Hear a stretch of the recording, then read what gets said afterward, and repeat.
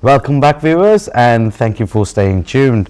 Now, Mr. Nazmul Hoqe was actually talking about his where he started and why he took up another shop right in front of his restaurant and actually made a successful business out of that.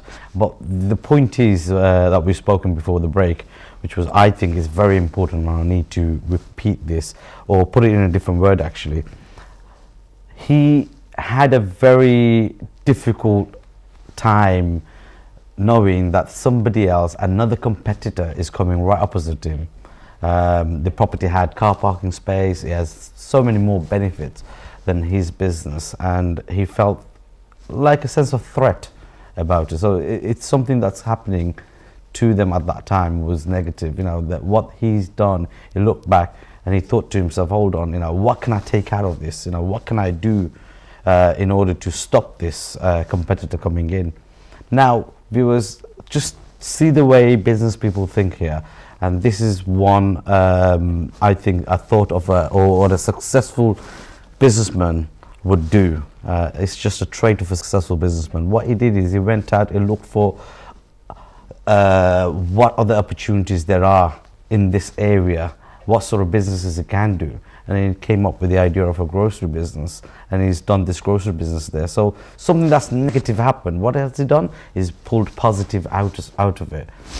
That's exactly what you did, didn't you? And you know, I love the idea, how you thought about it and how you did the calculations. He did the calculation. He thought to himself, even if I buy this freehold, it's going to cost me X amount per month. Empty council business rate, it's going to cost me X amount. It's not going to be a bigger dent than a competitor coming in. Great idea, great thoughts. Anyway, we're going to carry on from here. We were talking about your father supporting you. He was always there to push you and help you, which is great. You know, not everybody gets that, all right? And it doesn't mean that you're alone when you don't get that. No, absolutely. By all means, there's mentors out there. There's family members out there who will support you mentally. I think the most important thing in life is somebody morally and mentally supporting. Yeah, it's not just my father actually physically supported me as well. He actually helped me in the shop. There's a period where it was getting difficult for me to run the shop and the restaurant, and I didn't have enough hours in the day to do both. Okay. When my father stepped in, he was, because we had to do the marketing, the cash and carry, you know, all that involved in the grocery shop behind the scenes, where it's out of hours, you know, literally past midnight, you know, 3 o'clock in the morning, going to the vegetable market to pick up vegetables. My father stepped in, you know, and said, right, you know, you rest, I'll do this.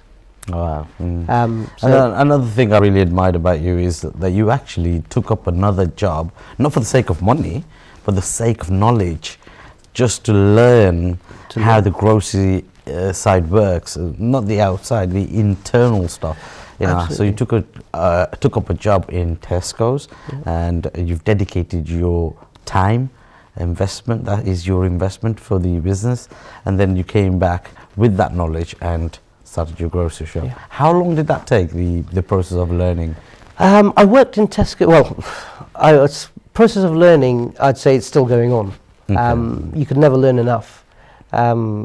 But in Tesco's, I was there for 3 months just to kind of understand the basics. And I chose to work late hours because at that point I could actually speak to, it's not busy, there's no customers. I can actually speak to other staff members, the managers. Oh, how does this work? How does that work? How do you actually do the offers? You know, I can ask them questions for the information that I need. If you're working during, for example, in a restaurant, when it's you know, 8 a.m. and 8 p.m. to 10 p.m. on a Saturday evening, nobody's going to be able to answer any questions, even if they wanted to, because everybody's busy.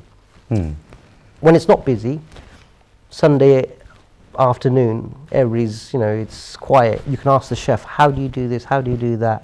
You can ask the manager, how does this work? How does that work? Same concept, you know, when it's not busy, I can ask the questions and I'll get the answers. But when it's busy, you're not going to be able to do it. So it was a 3-month period. It wasn't very long. It was asking the right questions to the right people. That's where I got the knowledge from. And then going on from my suppliers, I have to say, they did have a big hand in helping me as well set it up. Yeah, they do. It's all about asking, isn't it? It's all about asking, absolutely. Mm. If you don't ask, you don't get. Yeah. And the thing is, I believe a lot of people probably wouldn't say, I'm not going to go and work for somebody. I've got my own business. I don't want to say, but it's that arrogance that actually keeps us behind. Yeah. Yeah, I'm not saying people are arrogant, but we do have that pride in us. Yeah. It's not arrogance, it's that pride. Oh, but what will people say if they see me working, in somebody else's business? Regardless of what reasons it is, they're going to look down their nose at me. That pride we need to take away out of our life. If we want to be successful, we need to take pride out of it, because pride will not let us achieve our goals. Yes, definitely. And that's one thing I find as well. A lot of people, when you talk to them, you can't really talk to them because they seem to know everything. Now, even if it's not their business, if it's a different type of business, they seem to know all the answers for it. Absolutely. But what we need to learn, and what is very important, is that we learn and we educate ourselves in the business we are in. Absolutely. And it's constant flow of information we need to learn. Well, it's a constant flow. It's with times we need to move on. And one of our problems is we've done something today and it's done perfectly. And that's it. We think that's it. The end of. It's be all and end all. Nothing's going to change. But in 10 years' time, they don't realize that what we've done today, which was perfect, is obsolete. Yeah. And we don't move on, so we don't learn, we don't acquire new information and new ideas. Yeah. Coming back to the restaurant industry, I think that's one of the things that restaurant industry is lacking, especially the smaller to medium-sized ones. They're lacking moving on with technology, moving on with the new form of marketing strategies. I think that's the biggest problem. We're not learning. We're not learning, and it's... We are stuck in our comfort, everybody, and it could be any industry. People like their comfort zone. People don't want to move out of it because they feel threatened, they feel isolated, the unknown is scary. With restaurants, we sold our restaurant in 2006, so 11 years ago.